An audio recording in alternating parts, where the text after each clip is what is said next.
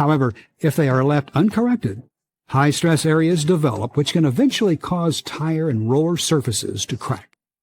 The second wear problem, tapered tires and rollers, occurs when rollers are misadjusted or skewed so their axis of rotation are no longer parallel to the kiln. As a result, the tire or roller diameter becomes slightly smaller on one side. The surface load is not properly distributed, and the tire tends to shift toward the side of the smaller roller diameter. This shift can result in premature bearing failure and put undue stress on the stop blocks and support pads, causing excessive wear and cracked welds. The third wear problem, convex and concave wear, is actually a result of normal roller adjustment. As rollers are adjusted to take thrust, the adjustments naturally put uneven pressure on the rolling faces, creating the convex and concave wear pattern.